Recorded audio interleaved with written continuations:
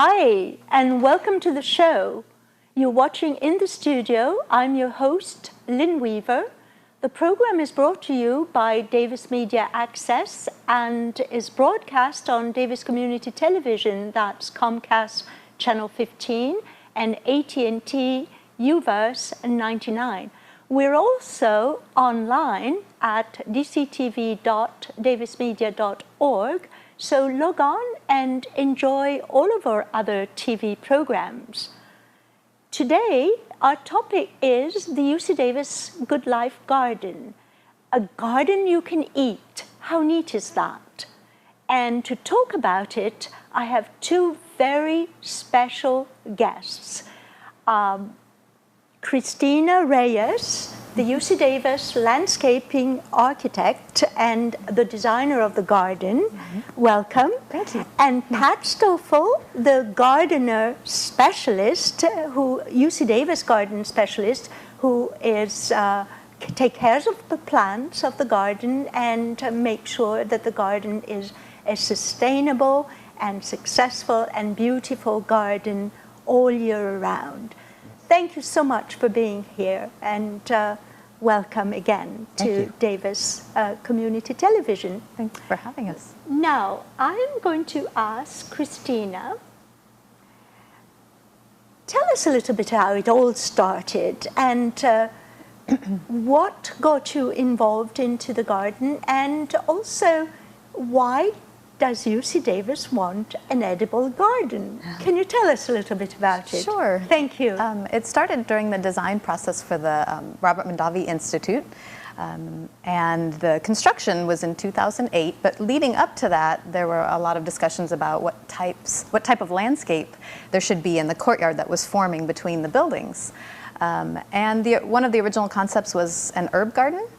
And as discussions on campus heated up about what that should be, it started to seem like there was a really great opportunity there for community engagement. And the conversation proceeded until we were talking about an edible garden in that space. And part of the reason for that is that with the academic departments in the surrounding buildings, food science and technology and viticulture and enology, it seemed like there would be a really good link there between the emphasis of good food and the growing of good, healthy food and a healthy lifestyle. So that UC Davis would be a perfect place to demonstrate that with the adjacency to the food science department, again, even a better benefit, and viticulture and enology, as well as the fact that there's a 13-acre teaching vineyard that was being developed at the same time the buildings were being built. Yes. And so all of those things kind of came together to make this be the right place for such a venture and a great spot for community engagement. It must have been a challenge, although you have many years of experience as a landscaping architect, but it would seem to me that make something that you can eat and is also very beautiful and sustainable must have been quite a challenge, as I said. And we're going to talk a little more about it, especially with Pat, about how to do that. Now, Pat, tell us how you got involved. You're a UC Davis garden specialist, and you're involved in many projects. However, was this a one of a kind for you? Yes, I've worked for UC Davis for 13 years now, and in various locations. And when this opportunity first arose, I was chicken. Didn't want to do it. I don't know enough. But as time went by, the young woman who did take this spot, she moved on. And so my supervisor very nicely asked me to take the position. And I have never regretted it since. It's probably been the greatest learning experience that I've had in many, many years. And I get a lot of strokes.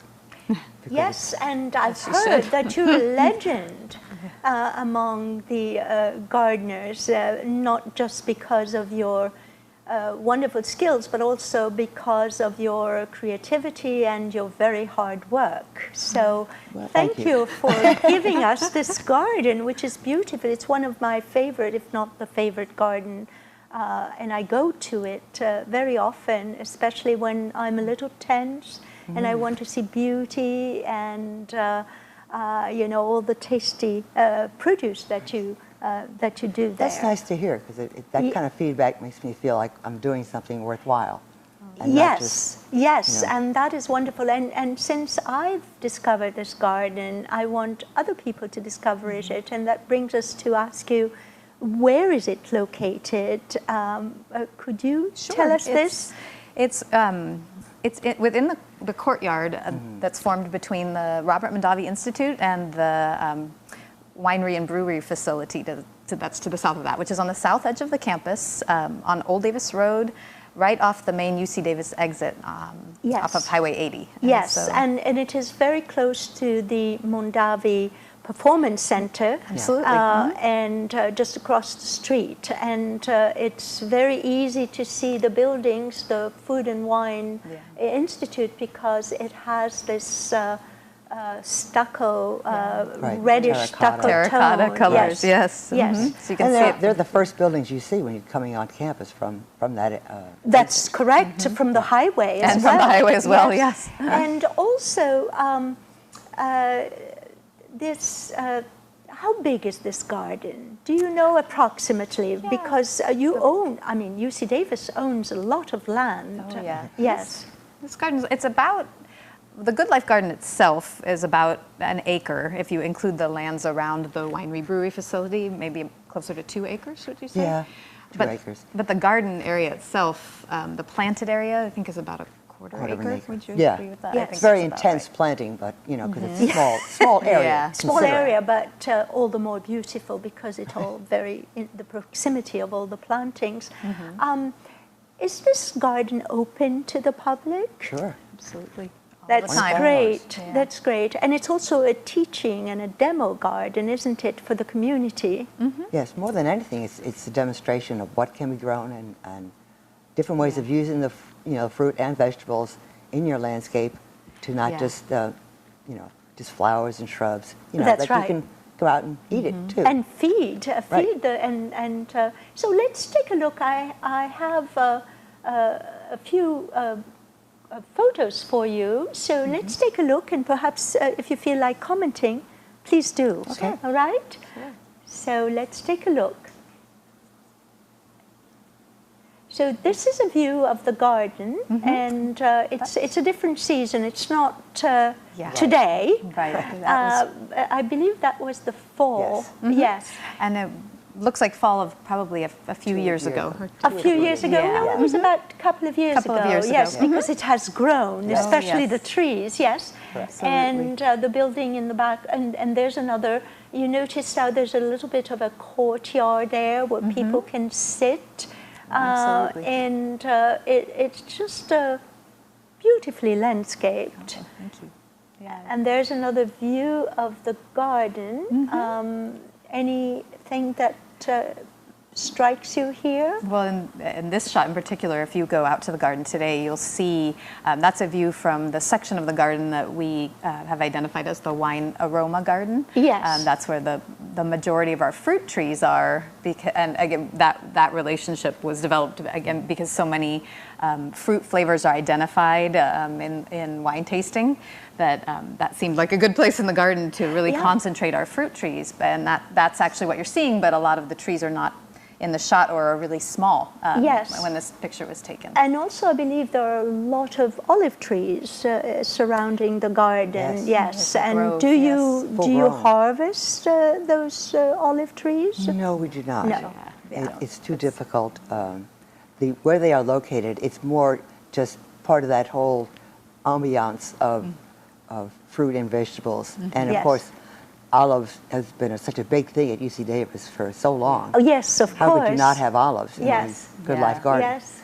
And the Robert Mondavi Institute also now houses the UC Davis Olive Center, so it's especially appropriate to have the olive grove in that location. And what I wanted you to notice here is that this beautiful diagram is also a demo and teaching tool, and you learn a lot about the species, like it's about chili and okra, and for just about every vegetable there is an explanation of its origin and where to plant and how to plant. I think it's just very beautiful. Yeah. And there, one thing that struck me is those blue stakes. What are they? So color was a really important consideration in this garden. And when I was asked to do the design work for it, one of the things I was asked to do was to make sure it looked beautiful as much of the time as possible, which isn't always easy in a seasonal edible garden. Yes. And one of the other challenges, but also big opportunities here, are the colors of the buildings. They're so dramatic, yes. And you can't help but notice the colors when you're in that space. That it really affects how you look at the landscape and the colors and textures of the plant materials that you use. Yes. If you fail to take into account the colors of the buildings, then you again you could either be missing an opportunity or doing something that would look quite uncomfortable. Striking, maybe. Or striking, in a good way or a bad way. Yeah. And so the blue stakes, what I noticed is that the garden really calls for hot colored plants. Yes. But with elements, bringing in elements of complementary colors, blues and purples. Yes. While avoiding pastels to a certain Right. extent. Pinks and things like that don't Right. go that well with terracotta, Yes. at least in my opinion. Yes. And so what we needed when we first planted the summer garden was something a little bold and to make a statement, especially also because tomato plants aren't the most beautiful No. in form or texture. And they're very common in this area, too. But they make up for it in other ways. They do, absolutely. But when I was thinking about a way of celebrating those tomato plants, even though they don't look that beautiful, it was. Now, this is an example of what sweet pea flowers look like, and this is to illustrate that edible vegetable can also be very beautiful in terms of how they look. And Pat, wouldn't you agree with this? Definitely, Yes. That's nice. Well, one thing, and this is of course an illustration of where some of the crop goes to produce a caprese salad, which is a real treat. Now, Pat was so kind. She brought into the studio a sample of the harvest here, and would you tell us about them? Sure. Explain a little bit. But by the way, notice how beautiful they are in terms of texture and color. I could almost draw them and paint them. If I was an artist, I'd go, huh?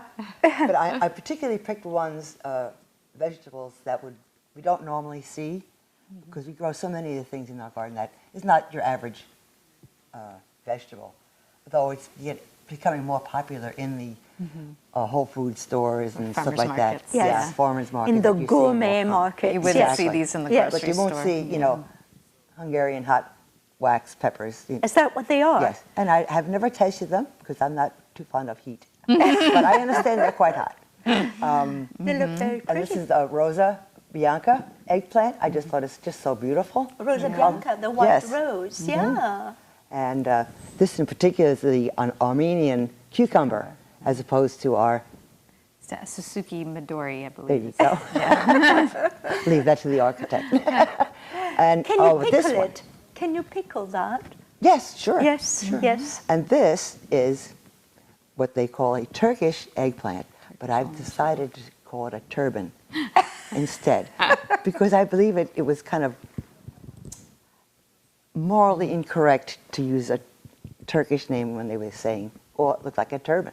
Well, then just call it a turban. Don't call it Turkish. It wasn't grown in Turkey, Well, that's very interesting. but they're very tasty. I like them a lot.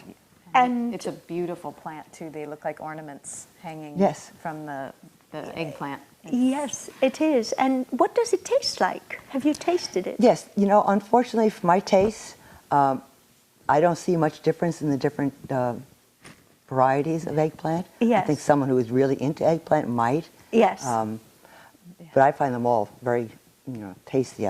The younger, the better, actually. Yes. And Well, they're really beautiful, and the way you arrange them are, very pleasing to the eye. Now, and that brings us to another question that I have for both of you.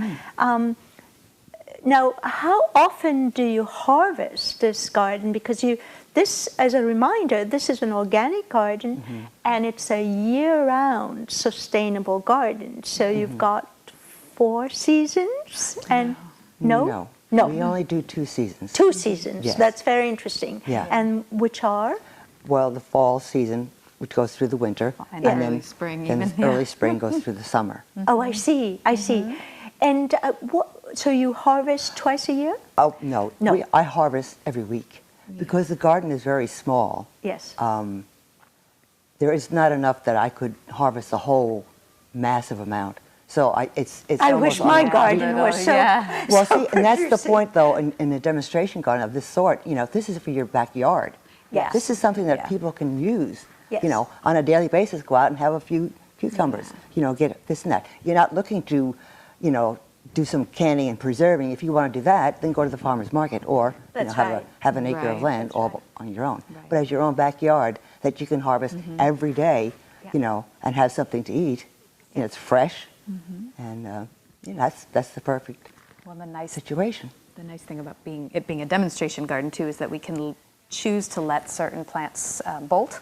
Yes. And at that point they're not very edible Right. or Yes. not edible at all. Yes. But you get the benefit of beautiful flower, seeing what vegetables look like when when you let them go to flower. The artichokes Right. have a wonderful flower. Exactly. And so when leeks bloom, it's fantastic and amazing. And so that's the other nice thing about not having the pressure to have to harvest at any particular time or the need for a large amount of food to provide Yes. for a restaurant or something like that, is that we can really utilize the demonstration Yeah. purpose of the garden to Yeah. the fullest extent. Yeah. And then people can see the whole process of the plant. That's whatever right. that is. And that is so interesting, especially for the Victory Garden people, Yeah. and that's very nice. But that brings us to another question. And normally, a landscaping architect's job is pretty much over once you've designed the garden, but it sounds to me as though you're still very much involved in this, and you work with Pat together. Now, what can you describe what some of your interventions are to the garden? Yeah. Yes. Well, every season, and which is now 2 seasons in the year, we Yes. did at one Yes. time have a separate spring season, but we've decided to go to the 2-season method. I prepare a planting plan for the garden, meet with Pat, and we talk about what's worked and what hasn't worked, where there are gaps forming in the landscape, Right. because there's a pretty well-developed structure in the garden of perennial Yes. plants. Yes. So the entire garden is not edible. Right. Some of the structure is edible, they're herbs and things like that. But Yes. but oftentimes, we might have issues in one section of the garden. I did want to make one correction: the garden isn't certified organic, but it is pesticide free. Right. It is And so, as a result, though, you do have some things that creep up. Well, you often hear with no pesticide gardens that of companion gardening. Could you tell us what it is, Pat? Well, it's more or less each plant. Mother Nature is pretty smart, They're very She's smart. got it all together. They attract different insects for good purposes, usually for pollinating. And then, of course, you have the ones that get out of control, and then they become a problem. So what Mother Nature has done is if you listen to her and how she's created things, you put the plants that bring in the insects that will lower the other insects. that are going to get out of control.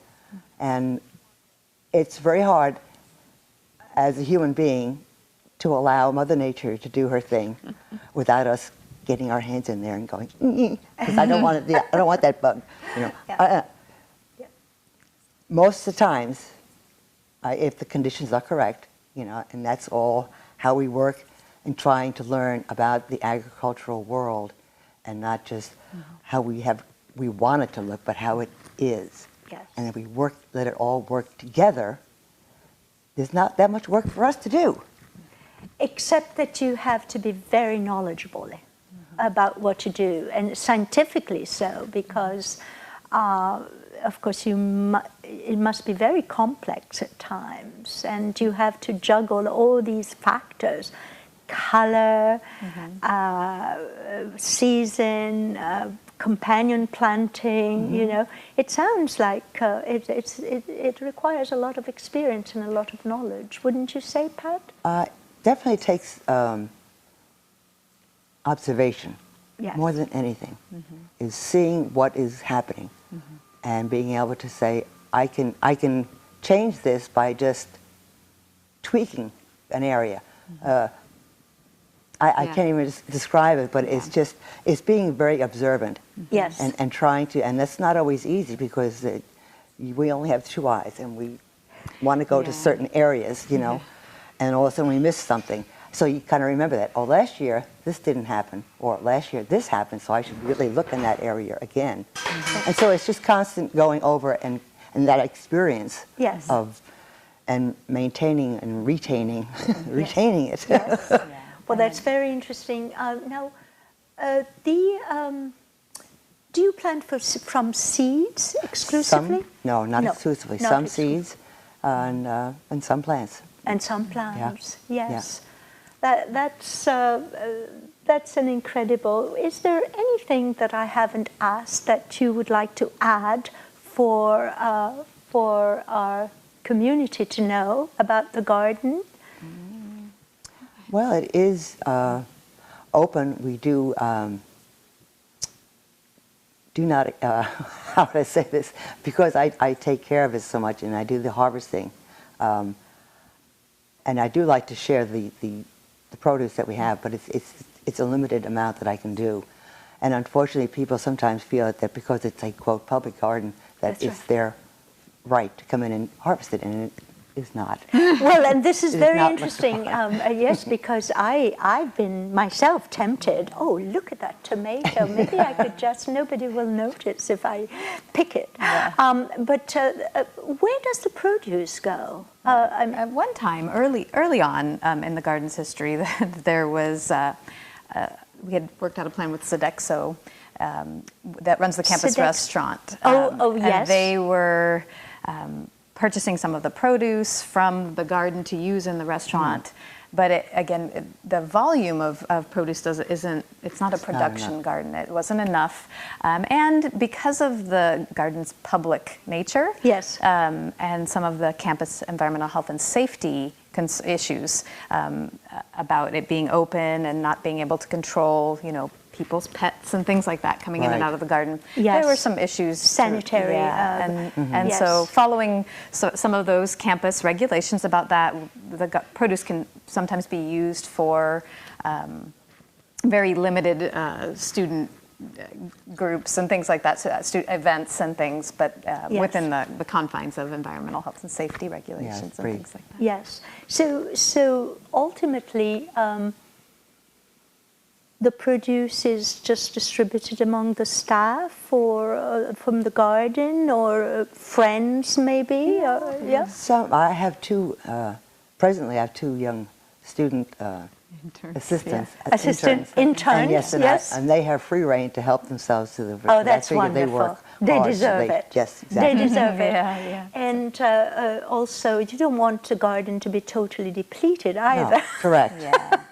Yes, and people tend not to know how to harvest things. Well, too. and you have to harvest things oftentimes right when they're at the peak of looking their best, in order for them to also taste their best. And that was, as a designer, difficult for me in the first year when we were trying to do that.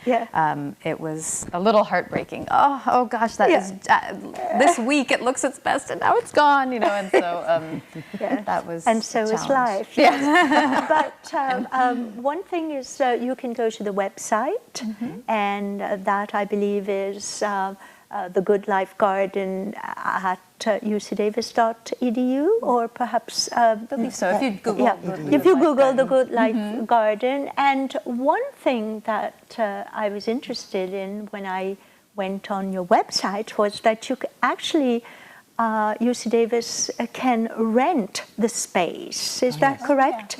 And this is interesting because it seems like it's a lovely place for a reception or for a reunion of some kind, or just a place where you can cater an event. And that's part of the reason there's a lot of open area. There's lawn and a rather large meadow area, and that was the reason for that, is so that events could be staged there, and the university does stage several. I think during conferences sometimes they'll have outdoor receptions there, which is very nice. Well, I can't tell you how much I appreciate the work that you do for the garden, and for coming here to talk about it. I already feel that I've learned so much about it. And also, I forgot to tell you that on your website, they have some scrumptious recipes of things that you can do with the crops that you are growing, and that's also an inspiration for me. I'm not a very good cook, so I need a recipe all the time.